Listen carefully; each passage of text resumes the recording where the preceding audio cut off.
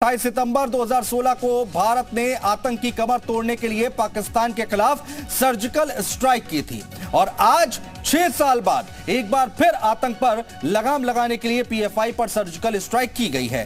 कट्टरपंथी इस्लामिक संगठन popular front of India यानी कि पीएफआई पर हुई सबसे बड़ी कार्रवाई। केंद्र सरकार ने टेरर कनेक्शन की वजह से पीएफआई पर 5 साल का बैन लगा दिया है। रिपोर्ट देखिए।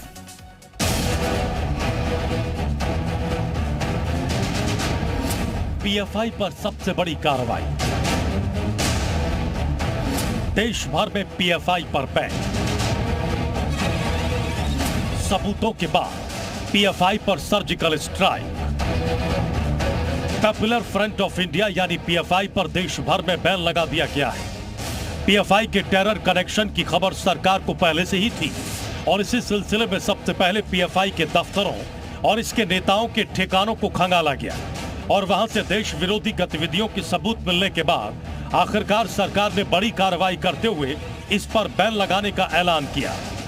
पॉपुलर फ्रंट ऑफ इंडिया यानी पीएफआई पर बैन लगाने की मांग काफी लंबे समय से हो रही थी और आखिरकार वो दिन आ ही गया जब केंद्र की मोदी सरकार ने इस कट्टरपंथी और जिहादी संगठन पीएफआई पर बैन का चाबुक चला दिया। इसी सिलसिले में सबसे पहले पीएफआई के दफ्तरों और इसके नेताओं के ठिकानों को खंगाला गया और वहां से देश विरोधी गतिविधियों के सबूत मिलने के बाद आखिरकार मोदी सरकार ने बड़ी कार्रवाई करते हुए इस पर बैन लगाने का ऐलान किया। केंद्र के फैसले का यूपी के सीएम योगी आदित्यनाथ ने स्वागत किया है। सीएम योगी ने ट्वीट करके लिखा है, राष्ट्र विरोधी गतिविधियों में संलिप्त पॉपुलर फ्रंट ऑफ इंडिया और उसके अनुषांगिक संगठनों पर लगाया गया प्रतिबंध सराहनीय एवं स्वागत योग्य है। यह नया भारत है। यह आतंकी, आपराधिक और राष्ट्र की एकता व अखंडता तथा सुरक्षा के लिए खतरा बने संगठन एवं व्यक्ति स्वीकार्य नहीं। पहले 22 सितंबर को 15 राज्यों में पीएफआई के सैकड़ों ठिकानों पर एनआईए, ईडी और दूसरी एजेंसियों ने छापेमारी की थी और फिर 27 सितंबर को 9 राज्यों में भी एजेंसियों ने पीएफआई के ठिकानों पर ताबड़तोड़ रेड डाली। दोनों दिनों में हुई छापेमारी के बाद सरकार को पीएफआई के खिलाफ इतने सबूत मिले कि बैन लगाने का फैसला लेना पड़ा। केंद्रीय गृह मंत्रालय ने बैन लगाने की अधिसूचना जारी की। इस अधिसूचना में लिखा गया है कि परिस्थितियों को देखते हुए केंद्र सरकार का यह दृढ़ मत है कि पीएफआई और इसके सहयोगी संगठनों को तत्काल प्रभाव से गैर कानूनी संघ के रूप में घोषित करना आवश्यक है। केंद्र सरकार निर्देश देती है कि यूएपीए कानून की धारा 4 के तहत किए जाने वाले किसी भी आदेश के अधीन ये अधिसूचना 5 साल के लिए प्रभावी होगी। विपक्षी पार्टियां गर्चे पीएफआई पर किए गए बैन को एक जाति और धर्म के खिलाफ उठाया गया कदम बता रही हूं, मगर सरकार का यह कहना है कि यह बैन गर्चे अभी 5 वर्षों का है, लेकिन आगे आने वाले वक्त में इसे लाइफ टाइम बैन किया जा सकता है। जहां तक सवाल पीएफआई के अदालत जाने का है, तो सरकार का यह कहना है कि हमारे पास इतने पर्याप्त साक्ष्य हैं और जांच अभी भी चल रही है कि पीएफआई को अदालत में भी कोई फायदा मिलने वाला नहीं है। ब्यूरो रिपोर्ट, जी मीडिया।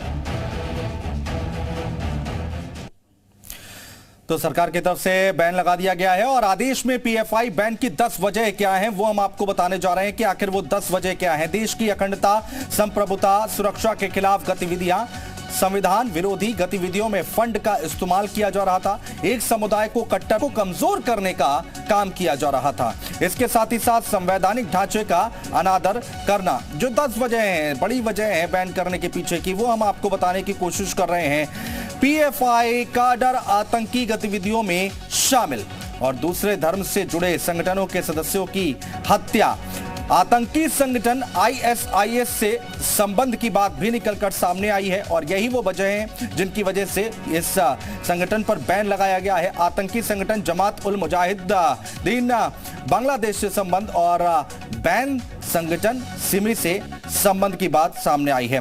पीएफआई पर बैन का यूपी के डेप्यूटी सीएम ब्रजेश पाठक और केशव प्रसाद मौर्य ने स्वागत किया है। क्या कुछ कहा, सुनिए।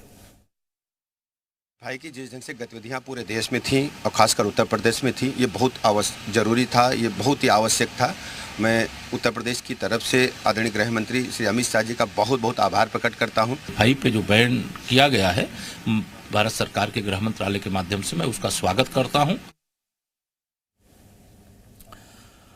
और पीएफआई बैन को लेकर सियासत भी शुरू हो गई है और पीएफआई के साथ साथ पीएफआई के 8 अन्य सहयोगी संगठनों पर भी बैन लगाया गया है।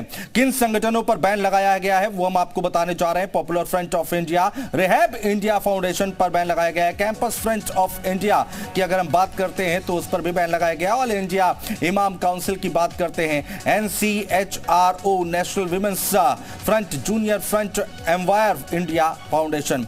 और कहां छापा मारा गया है और कहां कितने लोगों पर शिकंजा कसा गया है वो हम आपको बता रहे हैं। उत्तर प्रदेश की बात करें तो 57 लोगों पर शिकंजा कसा गया है। पीएफआई पर छापा और 250 से ज्यादा लोगों पर शिकंजा कसा गया है। महाराष्ट्र की अगर हम बात करते हैं तो 43 लोगों को यहां से हिरासत में लिया गया है। इसके साथ ही साथ पूरे देश में अलग अलग जगहों पर, अलग अलग राज्यों में छापे मारे गए हैं, रेड डाली गई है और वहां से कई बातें निकलकर सामने आई हैं। तो अलग अलग प्रदेश से कहां पर कितने लोगों पर शिकंजा कसा है, कितने लोगों को हिरासत में लिया गया है वो हम आपको बताने और समझाने की कोशिश कर रहे हैं। पीएफआई पर छापा और अब बड़ी कार्रवाई हुई है।